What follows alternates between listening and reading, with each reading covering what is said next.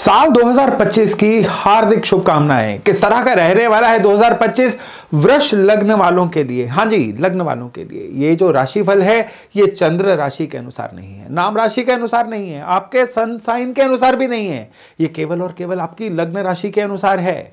2025 जो है ये कौन सी चुनौतियां लेके आ रहा है आपके लिए, कौन से मौके लेके आ रहा है, कौन से रुके हुए काम आपके पूरे होने वाले, कौन से आपके सपने साकार होने वाले हैं, सारी चर्चा हम आज के वीडियो में करने वाले हैं। लेकिन अगर आपको नहीं पता है आपका लग्न क्या है तो नीचे डिस्क्रिप्शन में मेरा एक लिंक है बेसिक एस्ट्रोलॉजी का, एक बार उसको देख लीजिएगा, आपको तुरंत पता चल जाएगा आपका या आपकी फैमिली का जन्म लग्न कौन सा है। और ये वीडियो जो है जरूर देखिएगा क्योंकि इससे आपको मेरे आने वाले वीडियोस के बारे में भी अंदाजा हो जाएगा कि जब भी हम कुछ टेक्निकल बातें करते हैं, कौन से घर का मालिक कहां पे है, कई बार वो चीजें जो है आपके लिए लाउड हो जाती हैं, तो वो वीडियो उस संदर्भ में भी आपके लिए हेल्पफुल हो सकता है। चलिए राशिफल पे वापस आते हैं। 2025 दरअसल आपके लिए बहुत ही चमत्कारी ईयर होने वाला है और ये जो चमत्कार हैं ये ग्रहों के किस मूवमेंट की वजह से होंगे आज के वीडियो में ये भी चर्चा करेंगे। नमस्ते, मेरा नाम है योगेश शर्मा, स्वागत है आपका happy life with Yogesh Sharma में। और दोस्तों इस वीडियो में आगे बढ़ने से पहले एक विनम्र निवेदन कि अगर अभी तक आपने अपने इस चैनल को सब्सक्राइब नहीं किया है तो कृपया सब्सक्राइब जरूर करिएगा और बेल बटन दबाना तो बिल्कुल मत भूलिएगा। ये जो साल है ना इसको हम कुछ हिस्सों में बांटते हैं, आपकी पर्सनैलिटी, आपका धन, आपका करियर, आपकी हेल्थ, आपके रिलेशन और ओवरऑल। फिर हम ये भी चेक करेंगे कि इस साल में आपको उपाय कौन कौन से करने हैं जिससे कि सारा साल आपके लिए सुलभ रहे, बढ़िया रहे। तो चलिए पर्सनैलिटी की बात करते हैं। तो जो वृष लग्न वाले लोग होते हैं, सबसे पहले तो शुक्र का साइन है। शुक्र जो है ये किस किस चीज के कारक हैं, वो सारी चीजें जो हैं आपकी पर्सनैलिटी से दिखती हैं। वृष राशि वाले जो लोग हैं ना, मेहनती लोग हैं, ये इनको पैसा या पैसे की इच्छा जो है जीवन में अच्छा ड्राइव करती है। अगर आप अपने जीवन में पर्पसलेस फील कर रहे हैं ना तो अपना कोई फाइनेंशियल टारगेट बना के देखिए किस तरह से अंदर से किक आती है, क्योंकि वृष राशि है ना, वृष लग्न है, ये आपको किक देगा मनी मैटर्स में।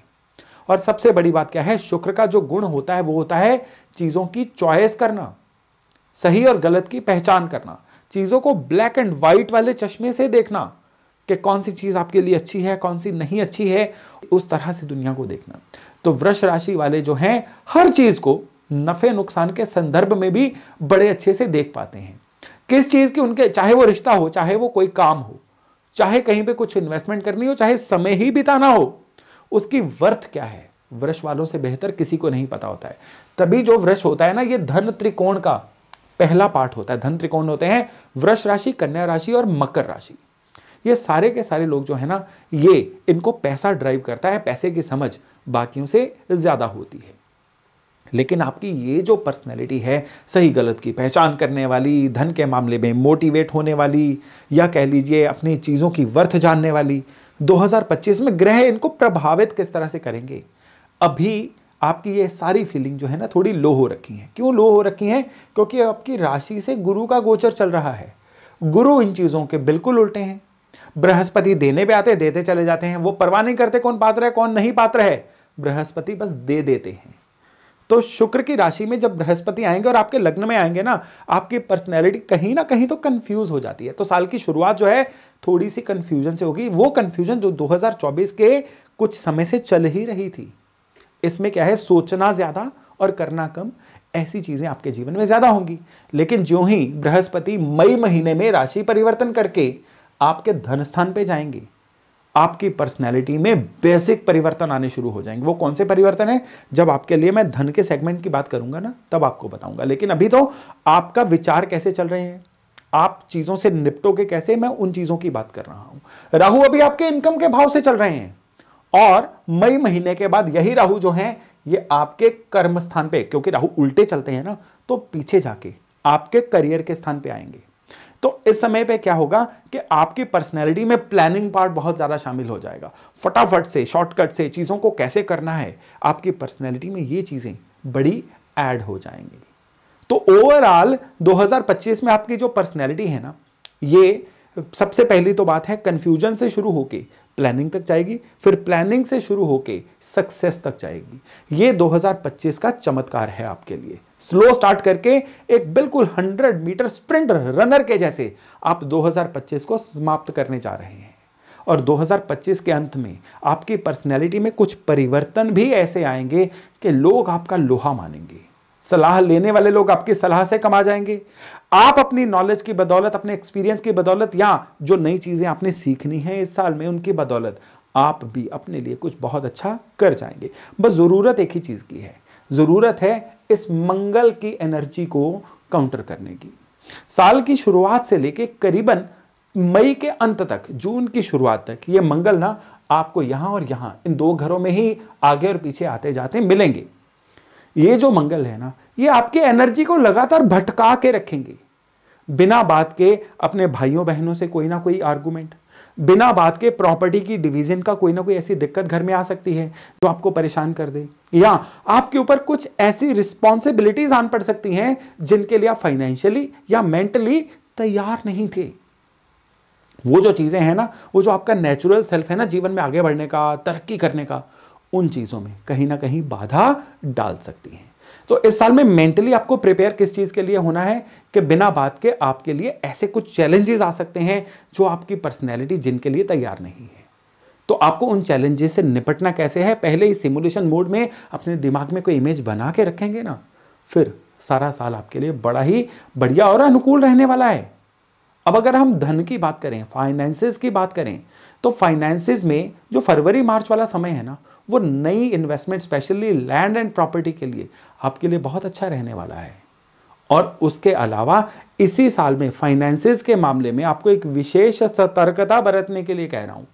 पहली, कि आपके घर में इस साल में अगर आप टॉयलेट चेंज करवा रहे हैं तो अपनी कुंडली को दिखवाने के बाद ही करिए, अगर नहीं तो वो टॉयलेट का चेंज करना जो है ना, आपके घर में कोई वास्तुदोष है, इवेंचुअली आपकी कुंडली को खराब कर सकता है।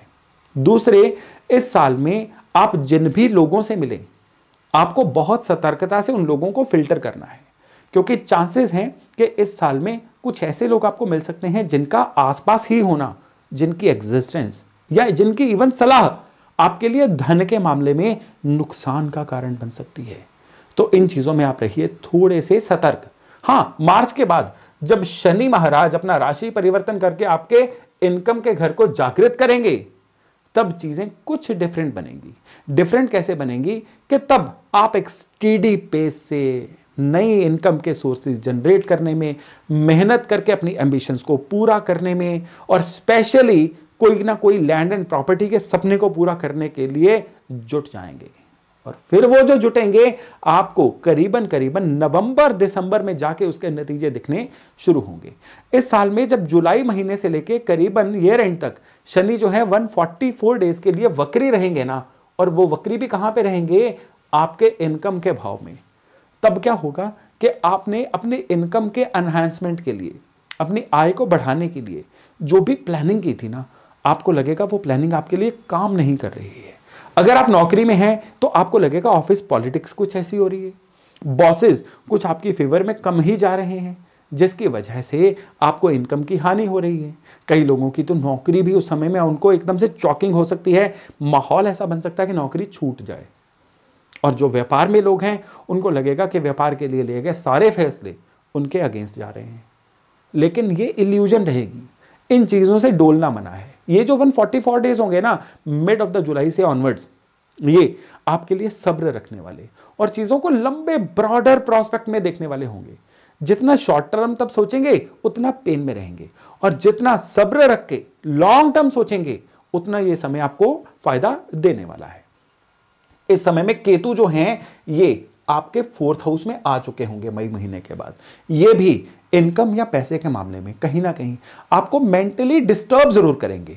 यानी आप अगर मेरी भाषा को पकड़ें, आप मेरे द्वारा दिए गए इशारों को पकड़ें, तो ग्रह आपके लिए माहौल क्या बना रहे हैं, दिमागी इल्यूजन का। अगर आप उस इल्यूजन में, उस झांसे में फंस गए, फिर तो क्या होगा कि आप पैनिक मोड में आके, जल्दी रिएक्शन देने के मोड में आके अपने इनकम के मैटर को खराब कर बैठोगे। लेकिन अगर आपने रख लिया सब्र, आपने पूरी पेशेंस रखी, तो फिर आप इस फेज से भी निकल जाओगे और हाईली इनकम के मोड में ही इस साल को खत्म करोगे। यानी बाहर से दिक्कत नहीं आने वाली है, दिक्कत आप खुद क्रिएट करोगे। पैसे के मामले में तभी दिक्कत आएगी।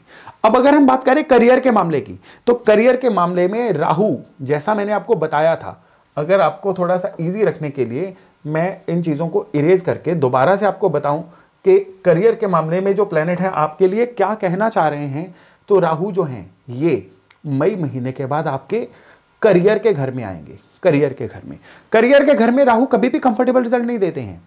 ये लगातार इंसान को ट्रिगर करते हैं कि करियर में कुछ बदलाव लेके आओ। अगर आप अपने व्यापार में हैं, जो चल रहा था उसी को चलने देंगे तो फिर आपका करियर जाएगा डाउनवर्ड। अगर आप नौकरी में हैं, आप अपने काम करने के तरीकों को, अपने नॉलेज बेस को उतना ही रख रहे हैं, तो फिर आपकी नौकरी में भी छिनने का खतरा बढ़ जाएगा। इवन इस समय में आपके अंदर कुछ ऐसा भी पॉइंट ट्रिगर हो सकता है कि मैं इस नौकरी को छोड़ के अपना काम कर लूं। और स्पेशली ये फेज रहेगा जून से लेकर नवंबर के बीच में। आपके अंदर कुछ ऐसा भी पॉइंट आ सकता है कि चलता चलता काम छोड़ के उसका एकदम से मैं पिवटिंग करके सेक्टर चेंज कर लूं। और ये चीजें मत करिएगा। अपने वर्तमान काम में ही इंप्रूव करिएगा। अपने वर्तमान काम में ही कोई नई स्किल्स ऐड करिए, कुछ माहौल नया करिए, स्टाफ नया हायर करिए, अपने आसपास के लोगों में और ज्यादा उत्साह भरिए या उनके अंदर नॉलेज बेस को बढ़ाइए। फिर देखिएगा कि आपका काम किस तरह से चलता है। यहां पे आपके लिए विशेष मैसेज आपको दे दूं, इस समय में क्योंकि बृहस्पति जो है साल के सेकंड हाफ में आपके लिए आपके धन स्थान पे रहेंगे। ये आपकी फैमिली के अंदर, आपके रिलेशनशिप्स के अंदर बड़ा खुशनुमा माहौल लेके आएंगे।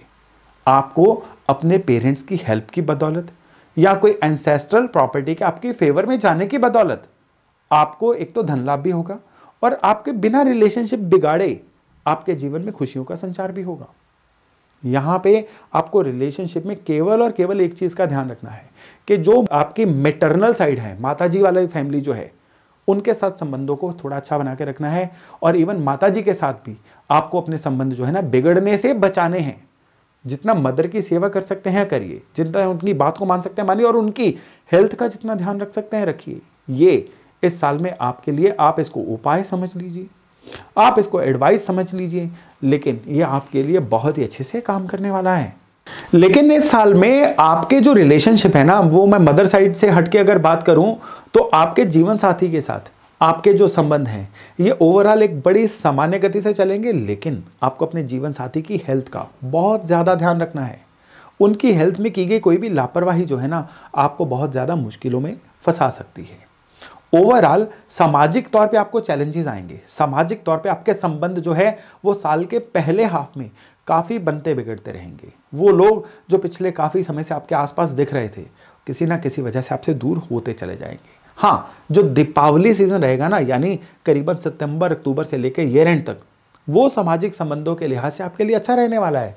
लेकिन साल की शुरुआत में आपको अपने संबंधों को मेंटेन रखने में, सही रखने में बहुत ज़्यादा एफर्ट नहीं डालने हैं। जो जा रहे हैं उनको जाने दीजिए। इररेलेवेंट लोग ही जाएंगे, रेलेवेंट आपकी लाइफ में बने ही रहेंगे। इसलिए ज़बरदस्ती अपने जीवन में किसी को रोकने की कोशिश मत करिए, बिना बात के एनर्जी का ड्रेन ही होगा।